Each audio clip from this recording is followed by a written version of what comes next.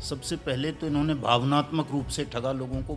ठगी करने वाले उनके खिलाफ लड़ने के लिए मनुष्य के अंदर अपना हौसला होना चाहिए। मैं अब जो घूम रहा हूँ, देश भ्रमण कर रहा हूँ, मुझे ऐसा समझ आया है, जो मैं देख रहा हूँ कि लोग भी मानसिक रूप से बहुत कमज़ोर हैं।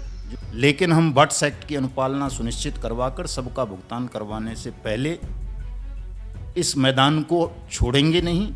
या तो प्राण त्याग देंगे अपने, या फिर जो है जीत हासिल करके सबका पैसा वापस कराएंगे। नमस्कार, द न्यूज़ 15 के लाग ना लपेट कार्यक्रम में आपका स्वागत है। आप लोग देख रहे होंगे जो ठगी कंपनियां हैं उनके खिलाफ लगातार प्रोटेस्ट चल रहा है और द न्यूज़ 15 लगातार इस तरह के कार्यक्रम को दिखा रहा है। आज हमारे मेहमान हैं ठगी पीड़ित जमाकर्ता परिवार के राष्ट्रीय अध्यक्ष मदन लाल आज़ाद जी। हम उन्हीं से उनके आंदोलन और ठगी पीड़ित जो कंपनियां हैं उनके रवैये पर बात करते हैं। आज़ाद जी, बताइए कि ठगी पीड़ित कंपनियां तो बोलती हैं हम रोजगार दे रहे हैं और आप कह रहे हैं कि ये लोग ठग रहे हैं, इसके बारे में बताइए। देखिए साहब, रोजगार किसी को नहीं दे रहे, ये ठग ही रहे हैं। बल्कि ठग भी नहीं रहे, जीवन भी छीन रहे हैं लोगों का। लाखों लोग आत्महत्या कर चुके हैं ठगी पीड़ित, इन कंपनीज की ठगी का शिकार बन करके।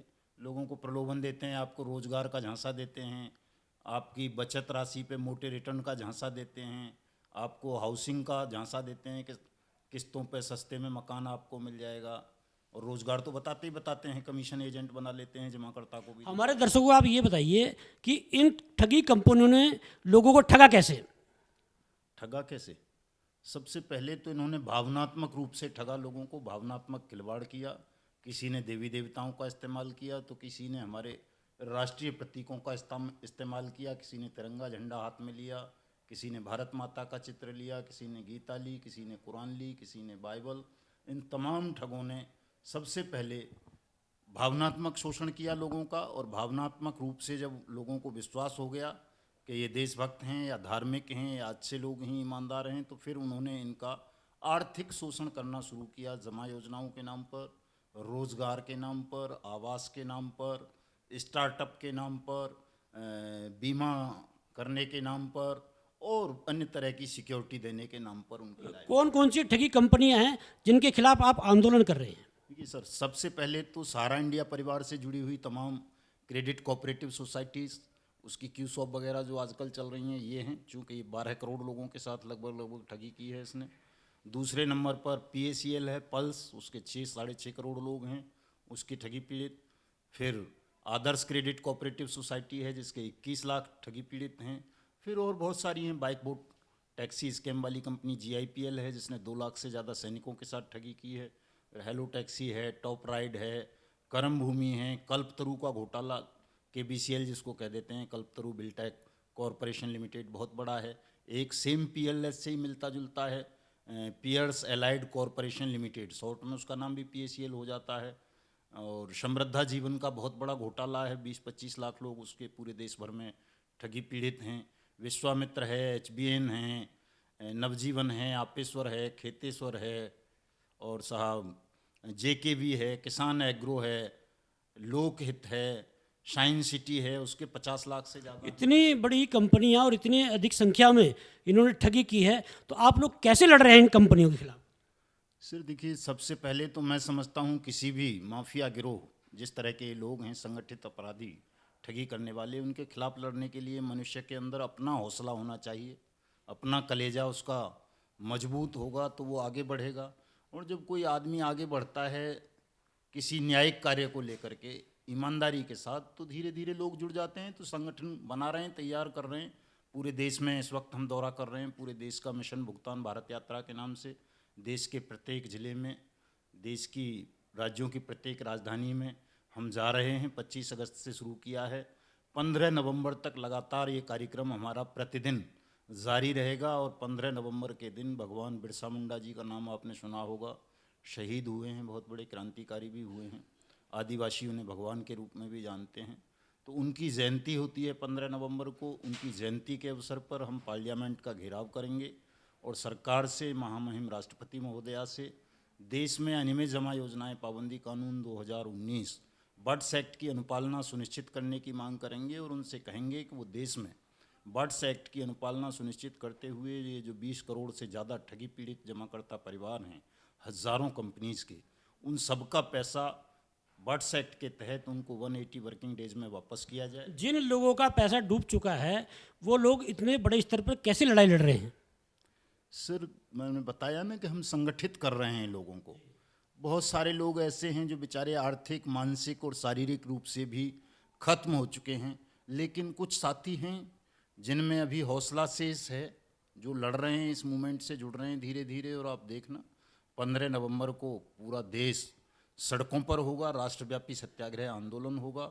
और हमारी सीधी सीधी मांग है प्रधानमंत्री से कि जब आपने बट्स एक्ट के तहत देश की 2 लाख कंपनियों को बैन कर दिया, तो उसी बट्स एक्ट में ये भी तो प्रोविज़न आपकी पार्लियामेंट ने, हमारी पार्लियामेंट ने किया है कि 180 कार्य दिवस में सरकार पैसा वापस करेगी। तो पैसा वापस क्यों नहीं कर रहे लोगों का, जब आपने उसी कानून के तहत देश की 2 लाख से ज़्यादा कंपनीज और क्रेडिट कोऑपरेटिव सोसाइटीज़ को प्रतिबंधित कर दिया।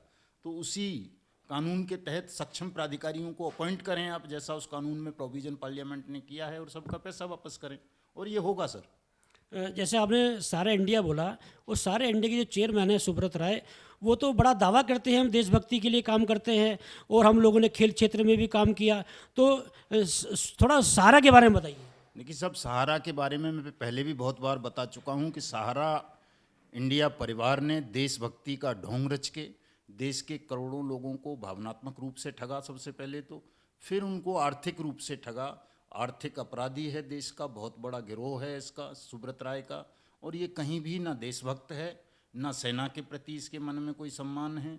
कितने ही शहीदों की विधवाओं का पैसा Sahara credit cooperative society, Saharayan multipurpose credit cooperative society, क्यूसॉप और इसकी अन्य बहुत सारी सेल कंपनी, जिसने जो फर्जी कंपनीज या फर्जी क्रेडिट कोऑपरेटिव सोसाइटीज़ बनाई हैं, उनमें डूबा हुआ है। यदि सहारा सुब्रत के मन में देशभक्ति का अंश मात्र भी शेष होता, वो देशभक्त होता, तो कम से कम शहीदों की विधवाओं को वो बख्श देता, उनकी पेमेंट कर देता। लेकिन कहीं नहीं हो रही। रोज़ शहीदों की विधवाएं बेचारी दर दर के धक्के खा रही हैं। कितनियों की जो है, कितनियों ने सुसाइड कर लिया, कितनियों के बच्चे अनपढ़ रह गए, कितनियों की इलाज के अभाव में तड़प तड़प के दम तोड़ दिया। तो देशभक्ति का तो केवल ढोंग है उसका, वो देशभक्त नहीं है। देशभक्ति के नाम पर वो लोगों का आर्थिक, मानसिक और शारीरिक शोषण कर रहा है और कानूनी कार्रवाई से बचने का एक अच्छा मदन लाल जी, इस जो आप आंदोलन कर रहे हैं और जो ठगी कंपनियां हैं, इन कंपनियों के कितने निदेशक जेल में हैं और कितने निदेशक जो हैं वो मजे मार रहे हैं, ये हमारे दर्शकों को थोड़ा बताइए। देखिए सब, जो सबसे पहले तो PACL के जो डायरेक्टर्स थे, चेयरमैन थे निर्मल सिंह भंगू वगैरह, वो 4 लोग जेल में हैं, 11 हैं इस वक्त, सॉरी 10, 11वां मर गया है एक अभी। बहुत बड़ी कंपनी थी। लेकिन सहारा इंडिया का तो कोई भी डायरेक्टर जेल में नहीं है, ना काउंसिलिंग डायरेक्टर जेल में है, ना चेयरमैन जेल में है, ना कोई और इसका जेल में है। वो सब खुली हवा में सांस ले रहे हैं। अभी कल ही सुप्रीम कोर्ट ने SFIO के उसको प्रतिबंध को जो इस पर लगाया था, SFIO ने कि सुब्रत राय या उसका कोई भी साथी विदेश नहीं जा सकता, रेड कॉर्नर नोटिस इशू कर दिया गया था। इनके लेने पर रोक लगा दी गई थी कि ये किसी से कोई जमा राशि स्वीकार नहीं करेंगे, दे सकते हैं, ऐसा सुप्रीम कोर्ट ने 2012 में भी कहा था, जैसे ये एम्बार्गो बोलता है। लेकिन एम्बार्गो केवल इसके लेने पे था, देने पे नहीं था। देने की तो लड़ाई है।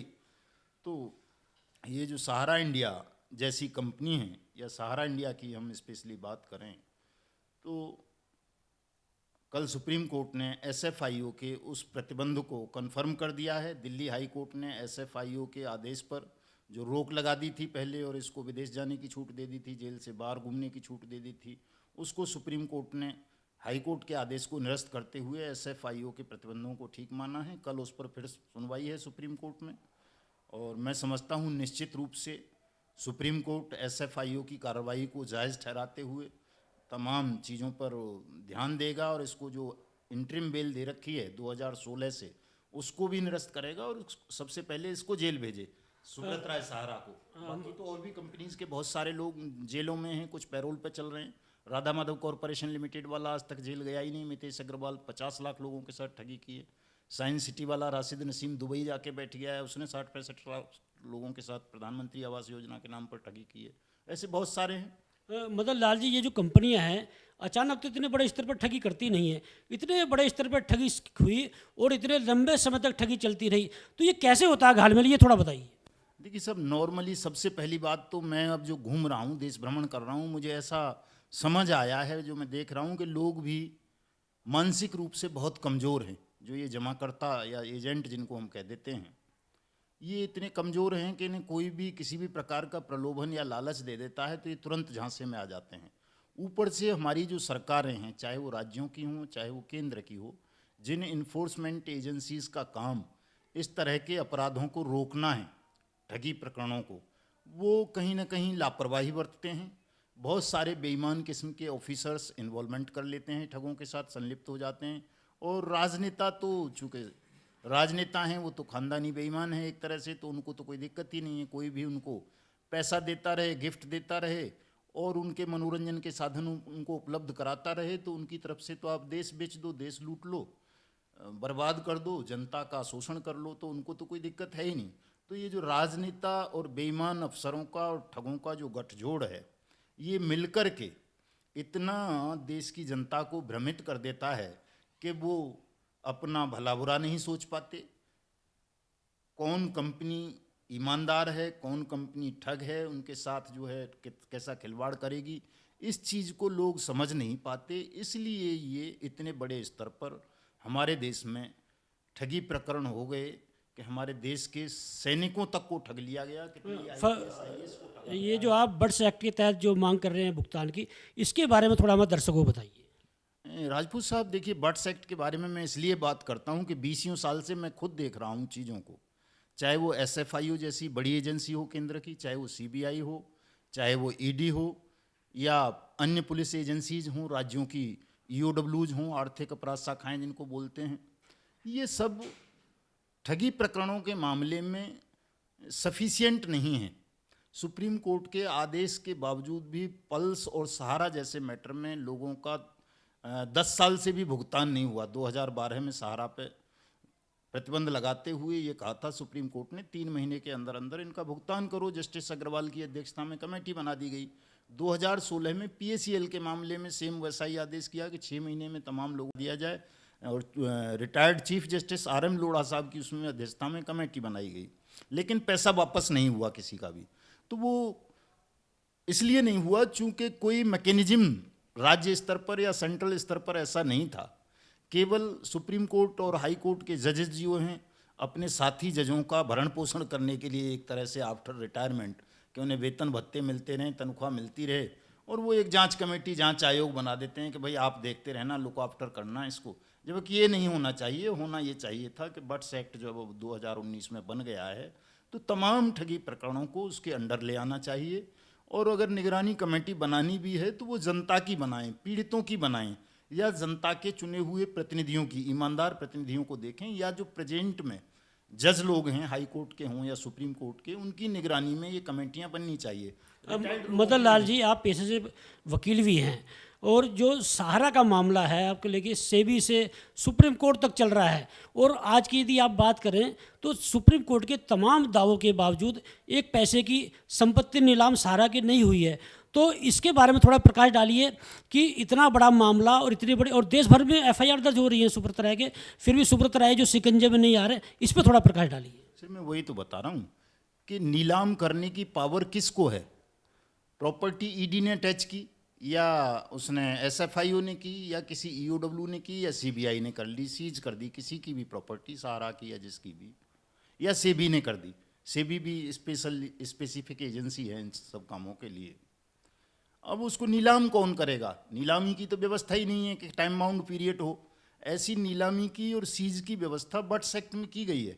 बर्ड्स एक्ट की अथॉरिटीज़ को अगर ये तमाम केसेस सौंप दिए जाएं तो वो प्रॉपर्टीज़ को जो सीज हो चुकी है उनको अन्य एजेंसीज से वापस लेकर के उनकी नीलामी की प्रक्रिया शुरू करे, और जो प्रॉपर्टी अभी सीज ही नहीं हुई है उनको भी बर्ड्स एक्ट अथॉरिटी को ही सीज करना चाहिए, चूँकि वो डिस्ट्रिक्ट लेवल पर बनी हुई हैं पूरे देश भर में।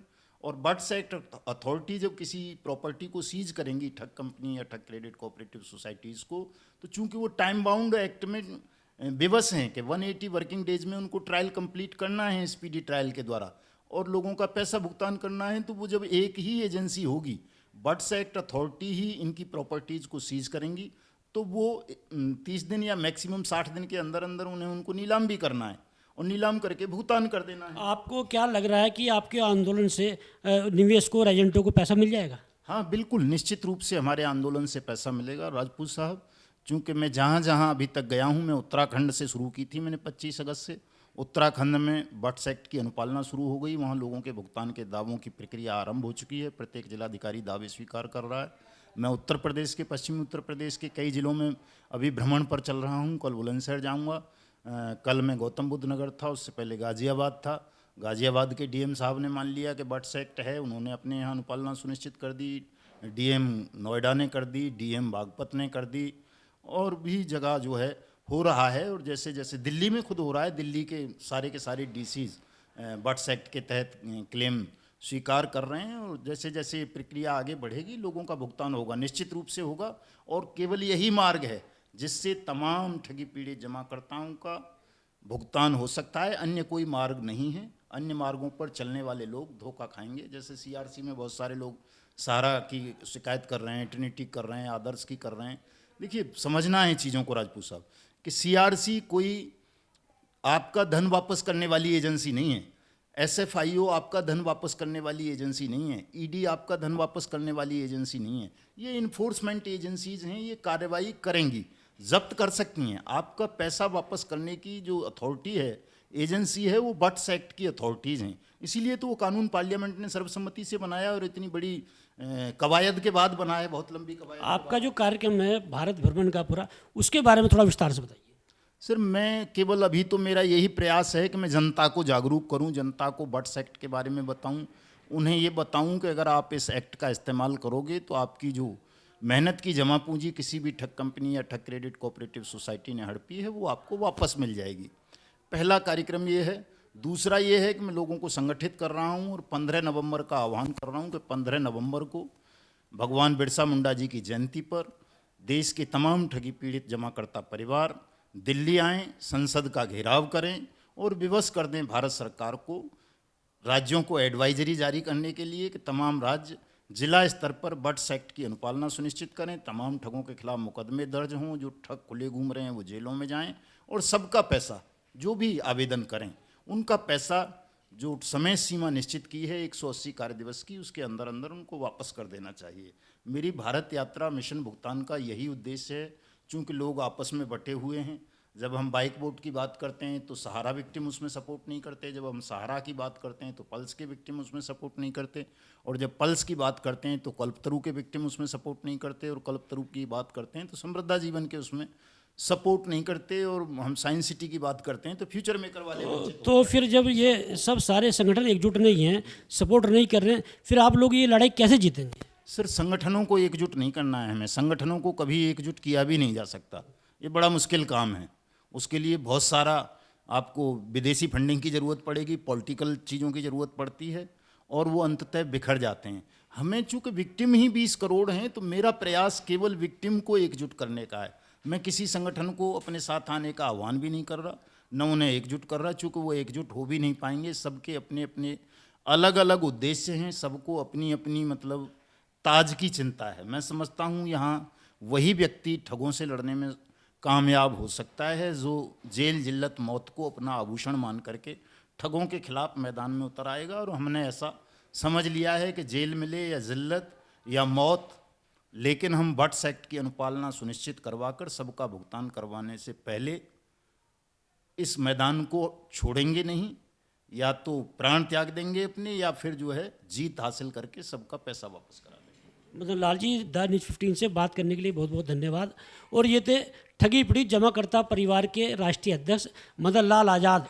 और बड़ी बेबाकी से इन्होंने जो ठगी कंपनियां हैं उनके बारे में और अपने आंदोलन के बारे में बताया। कैमरामैन मिथिलेश के साथ चरण सिंह राजपूत।